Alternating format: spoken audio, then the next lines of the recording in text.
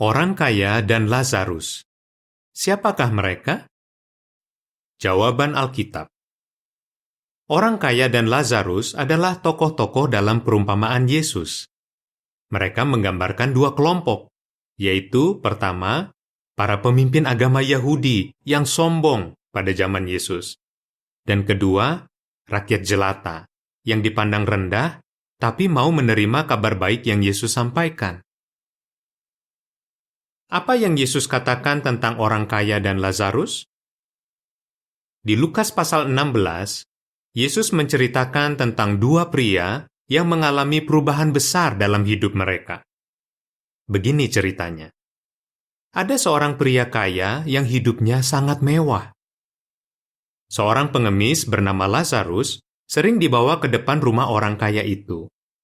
Lazarus berharap bisa mendapat sisa makanan yang jatuh dari meja pria itu. Belakangan, Lazarus meninggal, dan para malaikat membawanya ke sisi Abraham. Orang kaya itu juga meninggal dan dikuburkan. Dalam cerita Yesus, kedua pria itu digambarkan seperti masih hidup setelah meninggal. Orang kaya itu disiksa dalam api yang berkobar.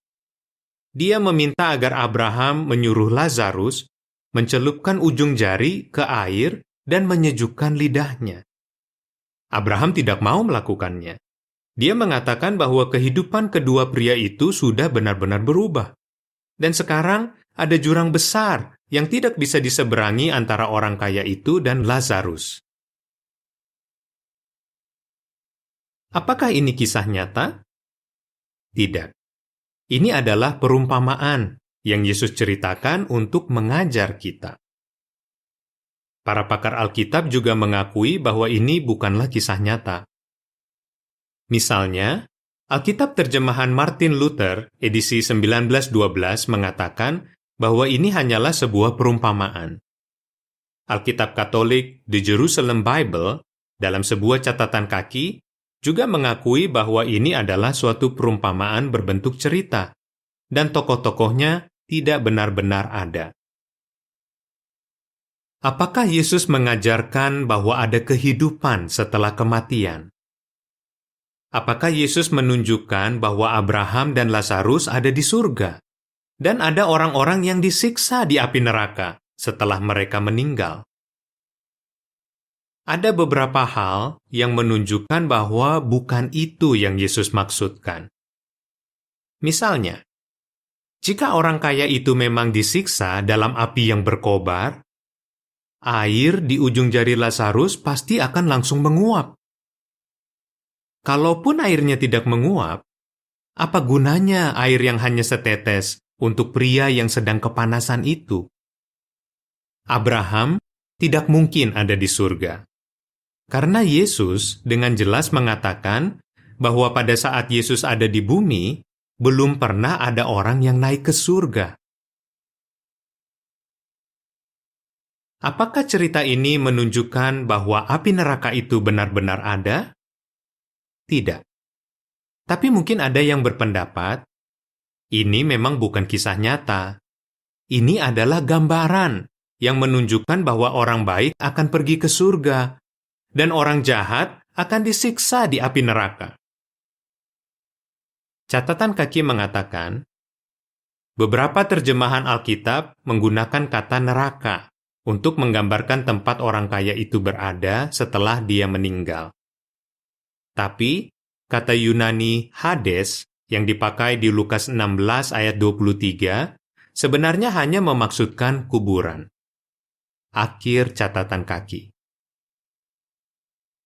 Apakah pendapat seperti itu masuk akal? Tidak.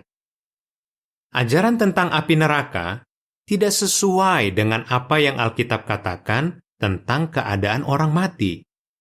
Misalnya, Alkitab tidak pernah mengatakan bahwa setelah meninggal, semua orang baik akan hidup bahagia di surga, dan semua orang jahat akan disiksa di api neraka. Sebaliknya, Alkitab dengan jelas mengatakan, orang hidup tahu bahwa mereka akan mati, tapi orang mati tidak tahu apa-apa. Pengkhotbah 9 ayat 5. Apa arti perumpamaan tentang orang kaya dan Lazarus? Perumpamaan itu menunjukkan bahwa pada zaman Yesus, ada dua kelompok orang yang keadaannya akan benar-benar berubah. Orang kaya itu menggambarkan para pemimpin agama Yahudi yang cinta uang. Lukas 16 ayat 14. Mereka mendengar berita yang Yesus sampaikan, tapi mereka menolaknya. Mereka memandang rendah rakyat jelata. Lazarus menggambarkan rakyat jelata yang mau menerima berita Yesus. Mereka dibenci oleh para pemimpin agama Yahudi. Kedua kelompok ini mengalami perubahan yang sangat besar.